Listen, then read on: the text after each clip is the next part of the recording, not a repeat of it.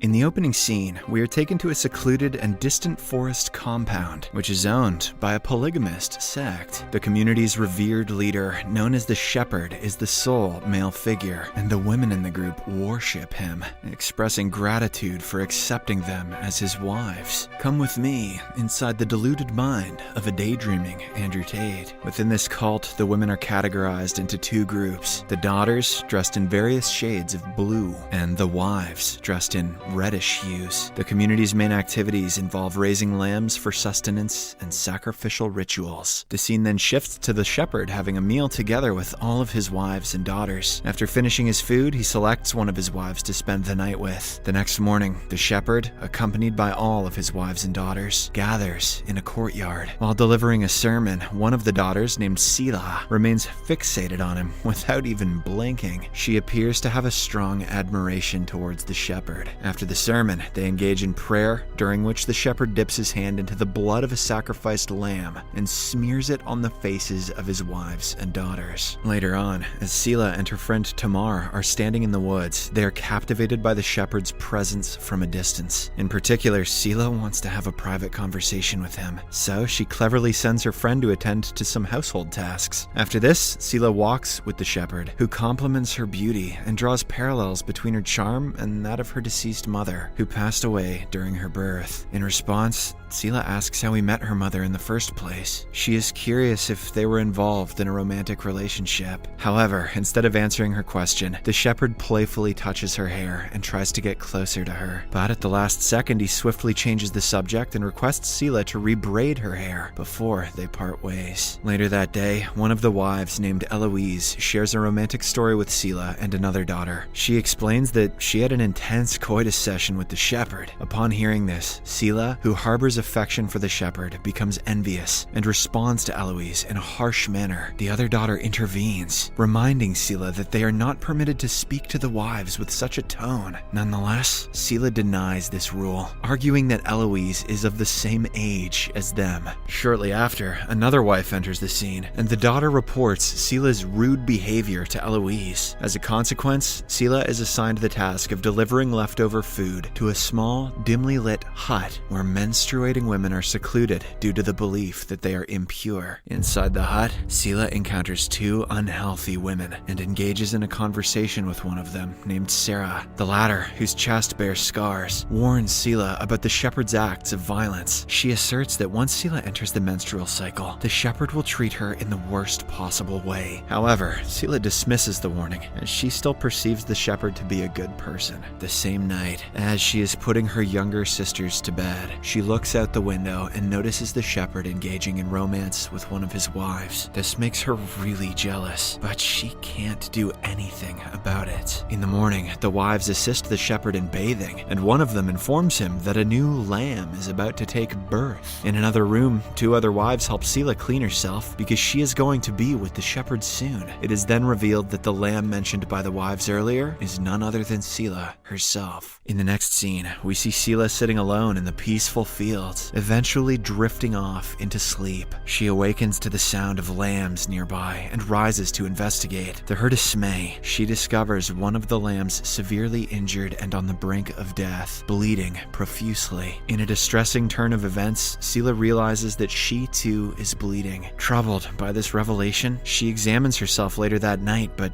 doesn't find any answers. She can't even fall asleep due to the continuous bleeding. Tamar, who is by Sila's side, notices her distress and inquires about what happened. Sila makes up a story stating that she dozed off in the field, during which a wild dog attacked and killed one of the lambs. She goes on to say that the wives took her to the shepherd, who generously forgave her for the incident. The following night, Sila is jolted by the sound of a police car's siren, prompting her to peep through the window. Overhearing a conversation between a police officer and the shepherd, she learns that their group must evacuate the premises. The officer grants them a limited amount of time to comply, or else they will have to face legal actions. In response, the shepherd gathers all his wives and daughters the next morning to deliver the sad news. He explains that they must leave their current location to avoid the potential destruction brought by the outside world, which could tear them apart. He also announces his intention to lead them in search of a new home. This revelation saddens Sila, and while she is sitting alone, the shepherd approaches her, offering words of encouragement encouragement and emphasizing the importance of her strength for the sake of the numerous young daughters who depend on her. Following this, the cult assembles with their belongings and engages in a collective prayer before embarking on a long journey in search of their new home. They travel through forests and mountains, walking for an entire day until they reach a spot where they decide to camp and spend the night in the woods. During that night, Sela experiences a nightmare, envisioning herself immersed in water alongside two other daughters. She also witnesses the shepherd slitting the throat of a lamb. Early in the morning, they resume their journey, and after a considerable duration, they stumble upon an abandoned house. Sela and some other women enter to inspect the premises, but the shepherd declares that they cannot stay there because it is a broken house made by broken people. As a result, they set their tents outside the house, preparing for another night in the open sky. The following morning, Sela displays signs of illness, vomiting, and appearing unwell. Later on, she secretly examines the blood on her thighs, only to be noticed by one of the daughters. This makes the latter scream in fear, and she shouts that Sela has become impure. As a result, the poor girl is compelled to join a group of banished wives. Anybody else feeling that this is basically just a ripoff of Toy Story? That evening, Sela engages in conversation with Sarah, who discloses that she was one of the shepherd's first two wives. The other one was none other than Sela's mother. Sarah explains that initially, the shepherd used to show her favor, but now he has become rude and hostile to her. He always punished her for no reason. When Sela expresses skepticism, Sarah compares the shepherd's attention to the sun, initially radiant and glorious, but eventually causing them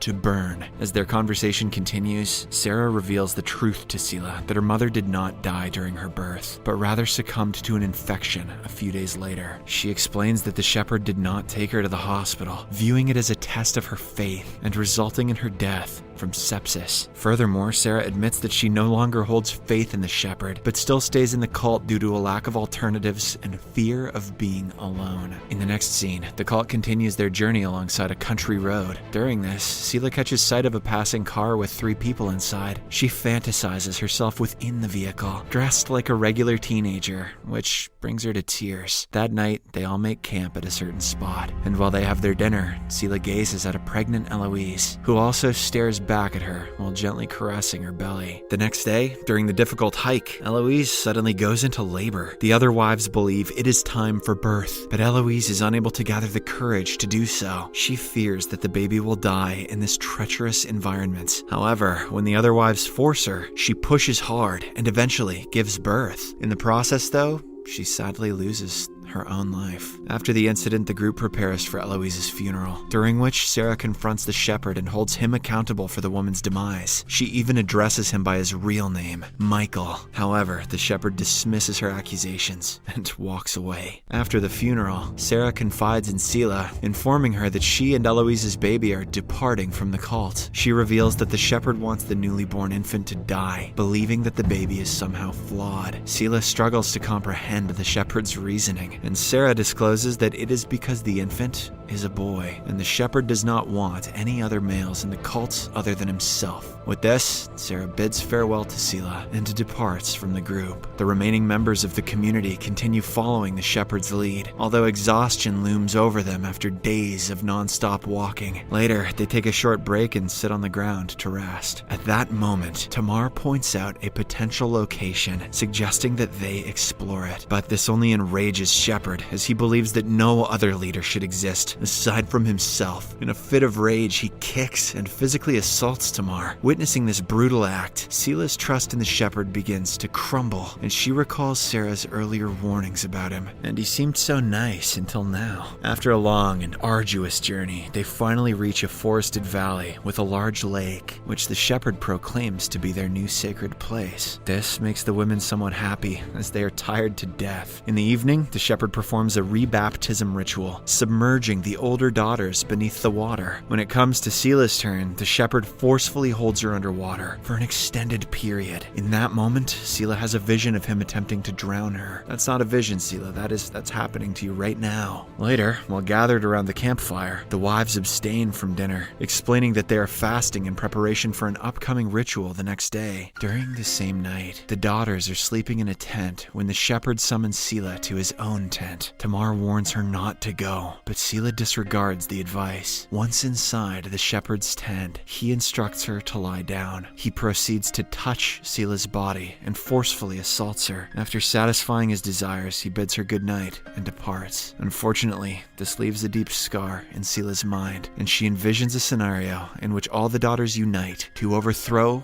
and kill the shepherd. The following morning, the daughters wake up only to discover that all the wives are missing. In search of their mothers, they head down to the lake where they find the shepherd kneeling near the discarded robes of the wives. When they inquire about the whereabouts of their mothers, the shepherd says that they have ascended into a new existence, and now it is the daughter's duty to take their place. He singles out Selah, designating her as his wife. However, Selah fearlessly confronts him, claiming that he is not their shepherd, and she does not want his grace. This enrages the shepherd, prompting him to smack her, but in a shocking act of defiance, she stands her ground and slaps his ass back. In the aftermath of these events, 2 police officers discover the dead bodies of the wives, washed ashore on the lake's edge. Shocked, they venture deep into the woods to find more clues. To their horror, they discover the lifeless body of the shepherd, suspended between 2 trees, adorned with ram's horns placed on his head like a fawn. In the final scene, the daughters gather together at a waterfall, while Selah cradles a baby lamb in her arms.